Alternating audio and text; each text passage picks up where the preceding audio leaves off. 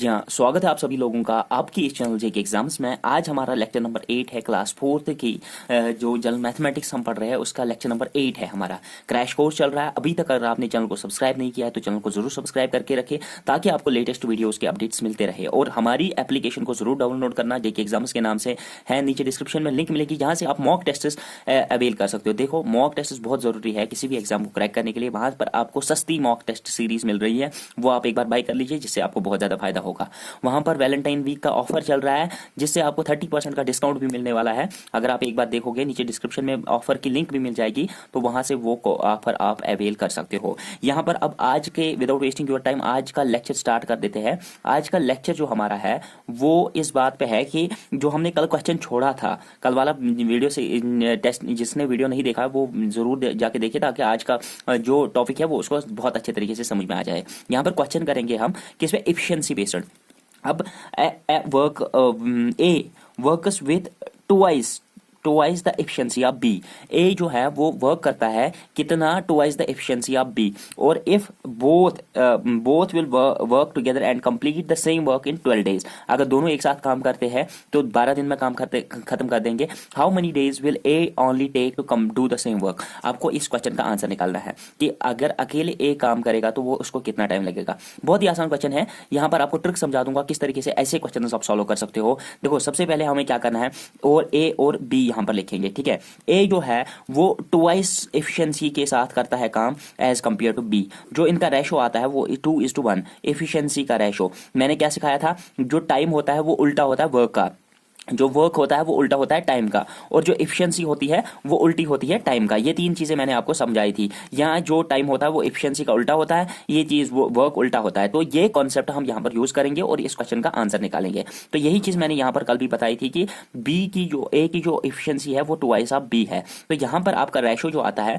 वो 2:1 आता है। एक चुटकी में 30 सेकंड में नहीं, 10 सेकंड में नहीं, 5 सेकंड में इस क्वेश्चन का आंसर किस तरीके से निकल के आएगा। देखो, आपको यहां पर पता ही है कि 2:1 दोनों की एफिशिएंसी है, मतलब इसकी एफिशिएंसी ट्वाइस देन 1 है। तो टोटल अगर ये दोनों काम करते हैं तो कितने दिन लगते हैं, 12 दिन लगते हैं।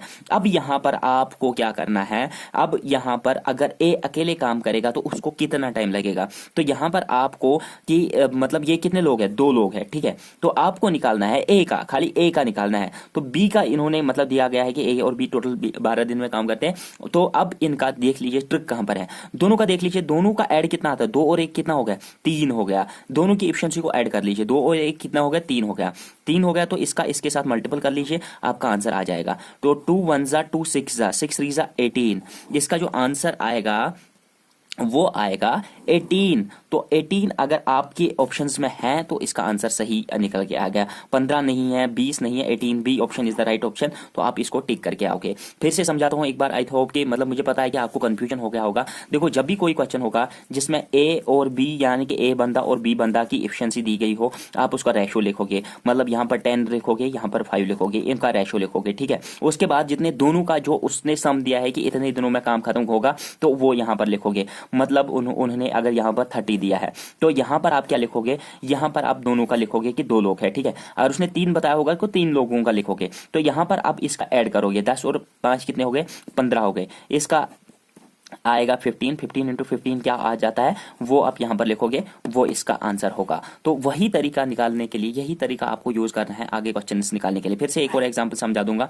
मतलब आपका ए और बी है, ए जो है वो थ्राइस मतलब 3 टाइम्स एफिशिएंसी के साथ काम करता है एज कंपेयर टू बी। अब ये दोनों आपने लिखा, दोनों काम खत्म कर लेते हैं, दोनों काम खत्म कर लेते हैं 8 दिन में, ठीक है। अब आपको पूछा जाएगा कि एक ही अकेला ए कितने दिन में काम खत्म करेगा, 8 लिखोगे। उसके बाद दोनों का मतलब ये लिखोगे, 2 लोग थे, ठीक है। अब इसका यहां पर ऐड करोगे तो यहां पर 3 और 1 4 हो गया। इसका मल्टीपल करोगे, 2 1 जा 2 4 जा 4 4 जा 16 डेज। तो इसका 16 आंसर आएगा अगर अकेले ए काम करेगा।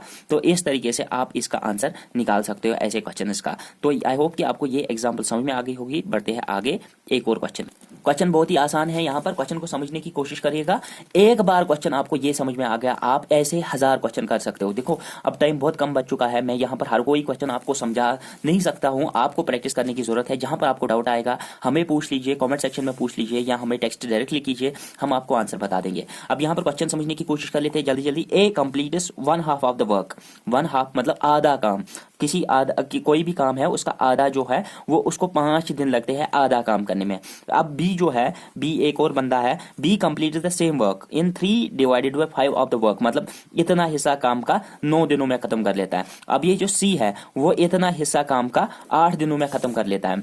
अब यहाँ पर क्वेश्चन क्या है, how much time will all the 3 A B and C together take to complete the same work. अगर इनके पास सबके पास सेम वर्क होगा तो इनको कितना टाइम लगेगा। ऑप्शन है 1, 3, 4, 4.5 और 5 डेज। तो ये चीज आपको किस तरीके से निकाल सकते हो, जब आपका काम का रेशो दिया गया हो आप उस वक्त काम किस तरीके से निकाल सकते हो। देखो ए जब आधा काम कर लेता है खत्म कितने दिनों में, 5 दिनों में। पूरा काम करने में उसको कितने दिन लगेंगे, पूरा काम करने में सर उसको ऑब्वियसली 10 दिन लगेंगे, ठीक है।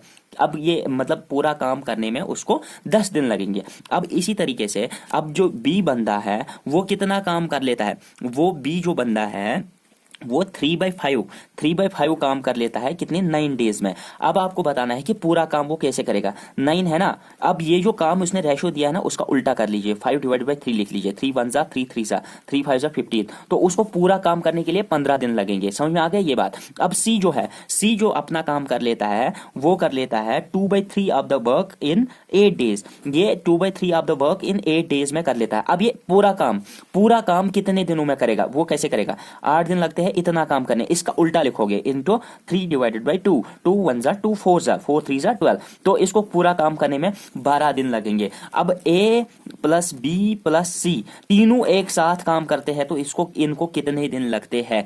तब अब आप क्या करोगे, ये इनके दिन हैं, मतलब पूरी तरीके से अब इनको ऐड करना है। तो कैसे करोगे, काम निकालना है तो ये इसका उल्टा लिखोगे, क्योंकि इसका उल्टा लिखोगे और इसका भी उल्टा लिखोगे, हर किसी का उल्टा लिखोगे। अब इन तीनों को आप ऐड कर लीजिए, आपके पास आंसर आएगा। अब ऐड किस तरीके से करना है, ऐड हम एलसीएम के तरीके से करेंगे। अब इन तीनों का एलसीएम कैसे निकलता है, देखो अब ऐसा आसान तरीका बताता हूं। इनमें सबसे बड़ा नंबर कौन सा है, सबसे बड़ा सर 15 है।